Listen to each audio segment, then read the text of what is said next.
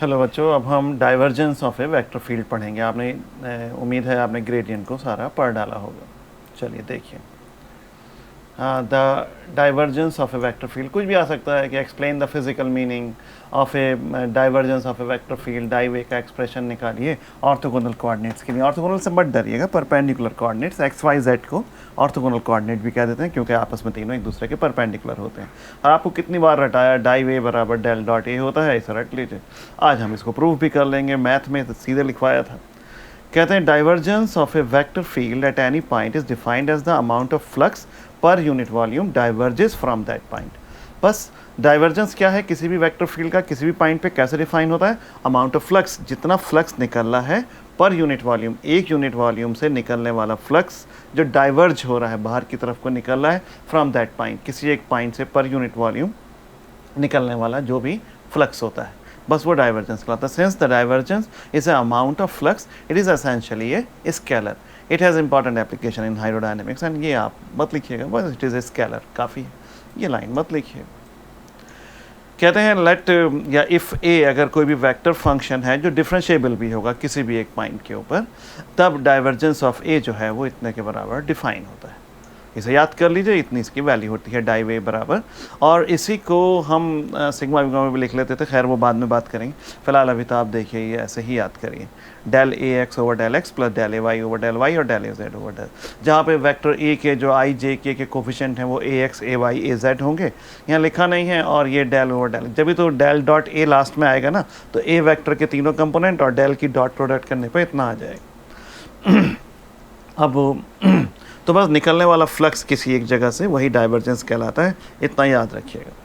अब डाइवर्जेंस कहते हैं फैलने की, कन्वर्ज एक जगह पे आने को, डाइवर्जेंस फैलने को। तो जब फ्लूइड निकलेगा कहीं से या इलेक्ट्रिक फील्ड डाइवर्ज हो जाएगी चारों तरफ। अब इसका मेन हिस्सा डेविएशन ऑफ द एक्सप्रेशन, अब हम इसको ड्राइव करेंगे। उसके लिए कहता है let us consider a small rectangular parallelepiped. जिस क्लास में आप पढ़ते थे वो पैरेललोपाइप नहीं था, तीनों साइडें बराबर होती तो क्यूब हो जाता। अब पैरेललोपाइप हो centre C at a point x y z, जिसकी तीनों साइडें जो हैं वो d x d y d z है। ये सी पॉइंट है और तीनों साइडें, एक डी एक्स होगी, एक डी वाई है और एक डी जेड। आप ये इधर वाला ये एक्स एक्सिस माना गया है, लिख भी दिया है, ऊपर को वाई है और इस तरफ को जेड है, इसलिए ये डी जेड के पैरेलल, जो जेड वाले एक्सिस के पैरेलल है ई एफ, वहाँ पे इसलिए डी जेड लिख दिया गया है। सपोज एक vector A represent the velocity of fluid at the centre of the parallelepiped. ठीक है, पैरेललोपाइप के सेंटर पे वेलोसिटी वी जो है किसी भी फ्लूइड की, फ्लूइड के कह रहे हैं ना, सेंटर सी पे जो वेलोसिटी है वो कितनी है, वो आपके ए वेक्टर से रिप्रेजेंट हो रही है। The vector A has a component, अभी ये मत देखिए जो मैंने चारों तरफ लिखा है, बताता हूँ।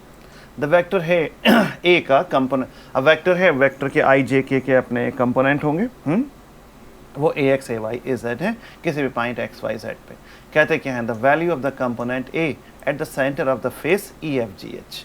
अब देखिए ए पॉइंट सेंटर तो ये है, ई एफ ये वाला जो है ई एफ जी एच या जी जो भी लिखा है उन्होंने, इस सरफेस के ऊपर एक मिनट माउस ही फंस गया यार।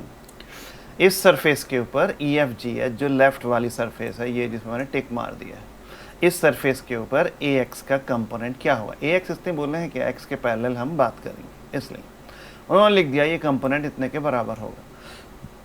अब ज़रा सा इसको पढ़िए, ये मैं इसको ड्राइव भी बता दूंगा कैसे आया है, लिखा हुआ है ऊपर। देखो साहब, ए एक्स क्या चीज़ है, ए का कंपोनेंट है जो एक्स के अलॉन्ग है, लेकिन ये किसके फंक्शन है, एक्स वाई जेड के। अब इसकी वैल्यू में क्या फ़र्क आएगा, यहाँ तो एक्स है। अब ये जो दूरी है एक्स एक्सिस के, ये जो एच से एस तक की दूरी है वो तो डी एक्स है। तो सेंटर से यहाँ तक पहुँचने के लिए कितना चलना पड़ेगा, डी एक्स बाई टू आगे वाली फेस पे, और पीछे वाली फेस पे जाने के लिए कितना चलना पड़ेगा, D x by two. Minus में एक बार आगे बढ़ेंगे प्लस में डी एक्स बाई टू, अब पीछे कितना जाएंगे, डी एक्स बाई टू दोनों बार। तो अगर मैं ए एक्स में एक्स के आगे डी एक्स बाई टू जोड़ दूँ या डी एक्स बाई टू घटा दूँ, जोड़ दिया तो सामने वाली फेस पे कितना वेलोसिटी कंपोनेंट होगा वो आ जाएगा, और घटा दिया तो पिछली वाली फेस पे, पिछली वाली फेस कौन सी है, ये ई एफ जी एच, इस पे कितना वेलोसिटी कंपोनेंट होगा, सही से सुनते रहना, और इसकी वैल्यू इतने के बराबर होती है। अब ये कैसे होती है, इसके लिए आपको टेलर सीरीज़ के बारे में पता होना चाहिए। अरे यार ये आपको पढ़ाई थी मैंने टेलर सीरीज़, देखिए हाँ काय में पढ़ाई थी, कहिए कैलकुलस में। फंक्शन एक्स प्लस एच, कहिए F x plus H F dash x plus H square upon 2 factorial F double dash x and so. F dash x का मतलब क्या होता है, नीचे देखिए क्या ना, D F over D x, 2 बार का मतलब 2 बार डिफ्रेंशिएशन। अब अगर ये या तो खाली x का फंक्शन था ये, अब अगर 2 का फंक्शन हो तो x में कितना इंक्रीमेंट हुआ है h, जैसे वहाँ पे अभी x में हमने dx जोड़ दिया था या dx/2। तो खैर एक चीज़ में अगर होगा तो दूसरा वाला तो आइडियल रहेगा, उसका कुछ नहीं होगा। पहले तो जैसे ऊपर भी h गायब हो गया था तो यहाँ पे भी h गायब हो जाएगा, फिर वो h अपीयर हुआ, यहाँ पे भी h अपीयर हुआ। h किसके साथ जुड़ा था, x के, तो x के रेस्पेक्ट में डिफ्रेंशिएशन होगा, ऊपर भी हुआ था यहाँ पे भी हुआ, लेकिन फ़र्क देखिए वहाँ पे d बनाया था क्योंकि f एक चीज़ का फंक्शन है x का, यहाँ पे f 2 चीज़ों का फंक्शन है, x का और y का। तो यहाँ पे आप पार्शियल डिफ्रेंशिएशन करेंगे और f एक्स वाई है ये, यहाँ पे भी f के आगे में ब्रैकेट में इस जगह पे लिख सकता था x, y, अंडरस्टूड है वो, फिर h स्क्वायर अपॉन 2, फिर 2 बार हो जाएगा x, y f के आगे, अंडरस्टूड। अब अगर दोनों में इंक्रीमेंट हो, ये इसका यूज़ आएगा अभी जब हम जब कर्ल के बारे में पढ़ेंगे, तब क्या होगा, तब भी यही होता है, पहले टर्म में दोनों इंक्रीमेंट्स को हटा देते हैं, जैसे यहाँ पे भी पहले वाले वैल्यू में h हटा, यहाँ दोनों को हटा दें। फिर जब h अपीयर होगा, h x के साथ जुड़ा था तो x के रेस्पेक्ट में डिफ्रेंशिएशन होगा, और जब k अपीयर होगा तो k y के साथ जुड़ा था तो ये y के साथ डिफ्रेंशिएशन होगा। ये 2 वेरिएबल की टेलर्स थ्योरम होती है, 3 की भी होती है बच्चे लोग, वो भी बताते हैं। फिर h स्क्वायर अपॉन फैक्टोरियल 2 और फिर डेल, यहाँ पे इसका होल स्क्वायर हो जाएगा, f मैंने आगे लिख दिया, वो अंडरस्टूड है कि x y का फंक्शन।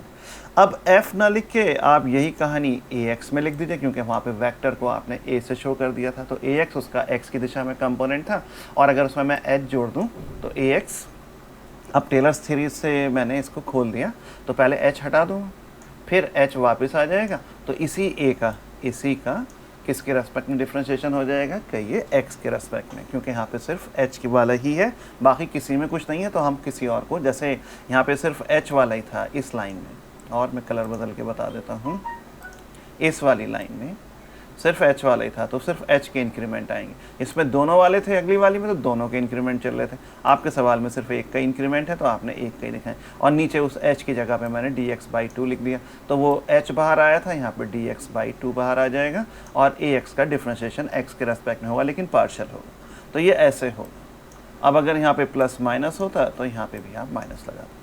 तो ये आप इतना याद रखिए, ये सब मैथमेटिक्स की बैकग्राउंड होती है जो फिज़िक्स में लगती है, जो फिज़िक्स वाले इसको कोई ध्यान नहीं देते। जब भी तो आपकी बुक में यहाँ पे कोई ध्यान नहीं है, उन्होंने तो बस सीधे लिख दिया कि भाई इतना होता है, बच्चा फोड़ ले अपना सिर। तो ये मैंने देखिए वही लाइन जो वहाँ लिखी थी ऊपर लिख दी है, ठीक है। टेलर्स सीरीज से ये बनेगा, फर्स्ट पहले ऐसे ही लिख देंगे, h हटा देते हैं, फिर प्लस माइनस के साथ ये h लिख देंगे, h कितना है dx/2, और आगे इसका डिफ्रेंशिएशन। देखिए खाली ax लिखूँ या उसके आगे वो x y z, बात एक ही होती है। अब नीचे वाली लाइन में मैंने ये ब्रैकेट हटा दिया x y z, वो अंडरस्टूड है कि ax is a function of x y z, और यहाँ तो ये थोड़ा आसान सा हो गया, तो लिखना मतलब x y z नहीं लिखना पड़ रहा, तो बस a का कंपोनेंट मतलब x कंपोनेंट a का, उसकी वैल्यू किसके ऊपर, e f g h के ऊपर, यहाँ पे माइनस होके आएगी, तो यहाँ पे मैं माइनस dx/2 का यूज़ करता, तो इसमें भी मैं माइनस का यूज़ करता, तो ये माइनस की वैल्यू लिखता, और सामने वाले फेस पे जिसका नाम PQRS है वहाँ पे ये वैल्यू प्लस में आएगी। तो ये इस तरीके से लिखे हुए, किताब में कोई थ्योरम का जिक्र नहीं होता है, वो डायरेक्ट लिख देते हैं। अरे जब भी तो टीचर की ज़रूरत पड़ती है यार, नहीं तो सारे बच्चे खुद ही टीचर ना बन जाए। चलिए आगे बढ़ते हैं, फिर फंस गया यार वापस। तो ठीक है, ये आ गया, अब बस ये आ गया। अब कहता है ये लाइनें मत लिखिए, बस ये ऐसे ही लिखिए, फिर ये एक लाइन छोड़ दीजिए, सारी बुक को उतारे। कहता है now volume of the fluid flowing per unit time through the face is given by the product of the area, एक second, given by the product of the area of the face and the normal component of the velocity upon it। ये याद रखिएगा, ये flux की definition लिखी हुई है कि कितना फ्लूइड किसी फेस से बाहर निकल आएगा, वो इस बात पे निर्भर करेगा कि उस फेस का एरिया कितना है और नॉर्मल कंपोनेंट वेलोसिटी का कितना है। तो it is called the flux through the face, मैंने कहा ना डेफिनेशन है ये। यही आपका क्या कहला रहा है, ये फ्लक्स कहला रहा है, फ्लक्स थ्रू द फेस। कि किसी भी फेस से कितना वॉल्यूम बाहर निकलेगा, कितना फ्लक्स होगा, वो उसके एरिया पे उस फेस के और उस वेलोसिटी से जो नॉर्मल कंपोनेंट होगा वेलोसिटी का जस्ट परपेंडिकुलर वाला, उनके मल्टीप्लाई से। सिंस एरिया कितना होगा फेस EFGH का और PQRS का, चलिए फिगर में चलते हैं। इस वाले का E जिस पर डॉट लगा रहा हूँ F, G और H का एरिया क्या है, लंबाई गुणा चौड़ाई, dy/dz। तो जो इस फेस का होगा वही PQRS फेस का एरिया होगा। तो एरिया तो पता चल गया और वेलोसिटी से बस मल्टीप्लाई कर दीजिए इसको, तो ये फ्लक्स आ जाएगा। वेलोसिटी कितनी है, अरे यार ए जो वेक्टर है ये वेलोसिटी को तो शो कर रहा था, तो EFGH फेस के ऊपर आपने कितना वैल्यू निकाली थी ए की, मतलब वेलोसिटी की, वो इतनी थी।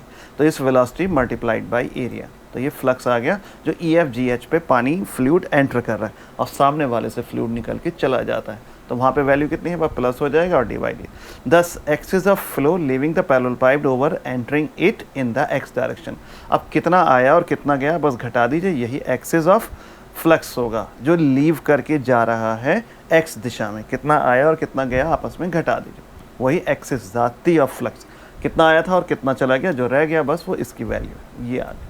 आपस में इन्हें घटा दीजिए, घटाने पर ये वाले AX कट जाएगा यार, ब्रैकेट खोल दे और हाफ जोड़ के 1 हो जाएंगे। तो ये इसी तरीके से नेट फ्लक्स जो Y में आ रहा है और एक मतलब Y के पैरेलल आ रहा है, तो जैसे ये X वाला आया था बस उस दूसरा निकालना नहीं है, बस यही फ्लक्स है, आप लिख देंगे यही एक्सिस ऑफ फ्लक्स है कि जितना फ्लक्स आया और कितना गया उसे घटा दीजिए, ये एक्सिस ऑफ फ्लक्स आ गया। और ये x की दिशा में, ये y की, और तीसरा z की, बस x की जगह पे y और z कर दी। तो टोटल नेट फ्लक्स कितना हो गया जो उससे आया और गया, कहिए जो भी तीनों में आया है उनको जोड़ देंगे, x के, y के और z के। इन्होंने ज़रा जल्दी जोड़ दिया, पहले आप ये लिखेंगे, फिर आप ये लिखेंगे, फिर आप ये लिखेंगे, तीनों को लिखेंगे, प्लस तीनों में से dx dy dz कॉमन ले लेंगे। यही जो चीज़ आई इसी को क्या कह देते हैं, डेल डॉट a कह देते हैं, dx dy dz या डाइव a इसी को बोला जाता है। कहते हैं नाउ dx dy dz क्या है, तो वॉल्यूम हो गया, हिंस अमाउंट ऑफ फ्लक्स कितना निकल रहा है पूरे वॉल्यूम से पर सेकेंड, पर यूनिट वॉल्यूम पर सेकेंड कितना निकल रहा है, बस सेकेंड का नाम मत लीजिए, बस पर यूनिट वॉल्यूम, एक यूनिट वॉल्यूम से निकलने वाला फ्लक्स कितना हो गया, डाइव a कितने के बराबर, कंपेयर कर लीजिए ऊपर इससे, तो ये इतने के बराबर आ जाएगा जो भी ये वैल्यू है। इसको लिख दिया था ना डेल डॉट a और dx dy dz। कहता है जहाँ पे a is the velocity of the fluid at a point, then div a is rate at which the fluid is diverging from the point per unit volume. उस point से एक unit मतलब c से एक यूनिट पर unit volume में निकलने वाला कितना फ्लूइड होगा। If div a is positive at a point, then either the fluid is expanding and its density at that point is falling with time।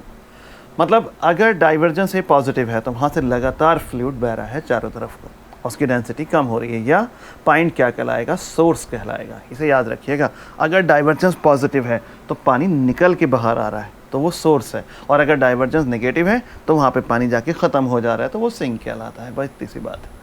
मतलब या तो फ्लूइड इज़ कॉन्ट्रैक्टिंग या डेंसिटी बढ़ रही है। जब एक जगह पे जमा होता चला जाएगा तो डेंसिटी बढ़ जाएगी, फैल रहा है तो कम हो रही थी, यहाँ पे बढ़ जाएगी। और पॉइंट या निगेटिव सोर्स कहलाता है, इसको सिंक कह देते हैं।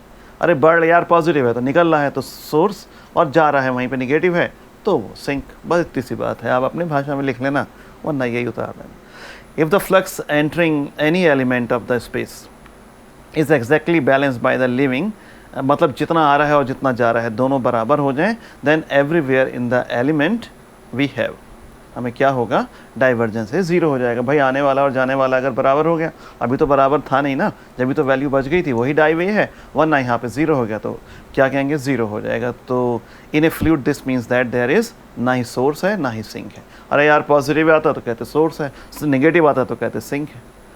Nor its density is changing, और ना ही डेंसिटी बदल रही है, तो इसका मतलब फ्लूइड भी इनकम्प्रेसिबल है, जिसे दबाया नहीं जा सकता या फैलाया नहीं जा सकता, तो कह दीजिए उसकी डेंसिटी कांस्टेंट रहेगी। A vector which satisfies this condition is called solenoidal. Solenoidal NOIDAL होगा, यहाँ पे बच्चे लोग L होगा, सोलेनॉइडल। ये सब आपको पढ़ाया था वेक्टर में, सोलेनॉइडल। एक होता है इरोटेशनल, खैर उसके बारे में अगली बार में बात करूंगा। आज सोलेनॉइडल जिसका डाइवर्जेंस ज़ीरो होता है। In case of non material flux such as magnetic electric flux, the existence of divergence means presence of source और sink of flux at that point. लिखना चाहें लिखिए, वरना मत लिखना इसको।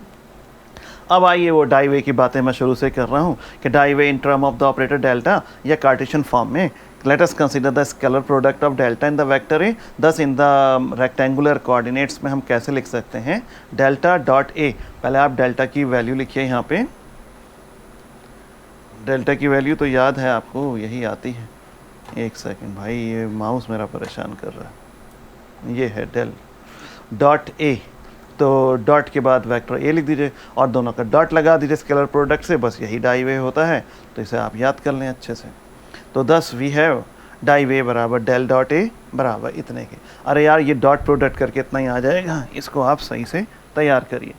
अब आप इसके अलावा होमवर्क सुनिए, मेन जो है बीएससी, आपको वही कह रहा हूँ, बीएससी फर्स्ट ईयर में तो है आप लोग, वो आपकी जो वेक्टर की बुक में डाइवर्जेंस वाला चैप्टर था, उसमें ग्रेडियंट डाइवर्जेंस का जो चैप्टर और कर्ल का, वो पूरे न्यूमेरिकल तैयार करने हैं। वो मैथ में भी काम में आते हैं और इस पेपर में भी क्वेश्चन आता है उसके बारे में, सुना। और कर्ल के बारे में हम अगले वीडियो में पढ़ेंगे और उसके भी न्यूमेरिकल करने हैं विद आइडेंटिटीज़, वो सब तैयार करना। कोई सा भी एक एग्ज़ाम में आ सकता है, कोई सी भी आइडेंटिटी या कोई सा भी न्यूमेरिकल विद सॉल्व एग्जाम्पल। आपकी जो किताब है फर्स्ट पेपर की, उसमें वेक्टर वाले सेक्शन में जो डाइवर्जेंस, कर्ल और ग्रेडियंट का चैप्टर था जिसमें लैप्लास भी था और ये सब था, डेल स्क्वायर को लैप्लास कहते थे, उसके सारे न्यूमेरिकल के डेल्टा आर कितना होगा और ये सब, वो सारे सवाल इस चैप्टर के लिए भी इम्पॉर्टेंट है फिज़िक्स के, इसलिए मैं ये चैप्टर शुरू में नहीं कराता हूँ। चलिए खैर, उसे छोड़िए। तो आप इसे तैयार करिए और वो न्यूमेरिकल्स भी वेक्टर के रिवाइज़ करना शुरू करिए। ओके।